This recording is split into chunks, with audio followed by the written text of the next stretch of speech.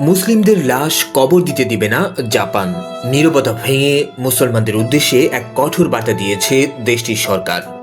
Japan এবার স্পষ্ট করে দিল এই ইস্যুতে তারা আর চুপ থাকবে না। জাপান সরকার সারা দেশের বড় শহরগুলোতে মুসলিম কবরস্থান নিয়ে এক বিস্তৃত তদন্ত শুরু করেছে।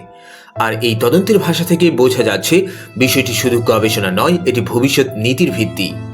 কুইডো নিউজ এর প্রতিবেদনে বলা হয়েছে, সরকার নিজেই স্বীকার করছে এই তদন্তের পেছনে রয়েছে দাহ প্রথা নির্ভর জাপানে দাফনের বিরুদ্ধে গভীর সামাজিক বিরোধিতা। এটা কোনো নিরপেক্ষ পদক্ষেপ নয়, এটা নীতি নির্ধারণের প্রস্তুতি।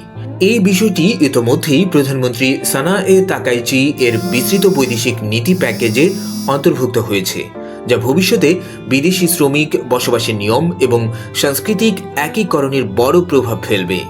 জাপানে ৯৯.৯৭% মানুষ মৃত্যুর পর দাহ করা হয়। সারা দেশে মুসলিম দাফনের জন্য রয়েছে মাত্র প্রায় 10টি কবরস্থান। কুয়োশু বা তোহুকু এই দুই বড় অঞ্চলে একটিও কবরস্থান নেই। গত ডিসেম্বরে সানসেইতো এর এক এমপি সংসদে সরাসরি বলেন, মুসলিমদের হয় দাহ মেনে নিতে হবে, নয়তো মৃতদেহ নিজ দেশে পাঠাতে হবে। সেই বক্তব্য মুহূর্তেই ভাইরাল হয়ে যায়। এখন সেই বক্তব্যই যেন বাস্তবে রূপ নিচ্ছে। সরকার 2026 সালের মধ্যে এই তদন্তের ফলাফল প্রস্তুত করে দেশটির প্রতিটি স্থানীয় প্রশাসনের কাছে পাঠাবে। যখন ইউরোপ এখনও মানিয়ে নেওয়ার পথ খুঁজছে, তখন জাপান একেবারে ভিন্ন পথ বেছে নিচ্ছে। স্পষ্টভাবে, লিখিতভাবে এবং সরকারি কাঠামোর মাধ্যমে না বলার প্রস্তুতি নিচ্ছে।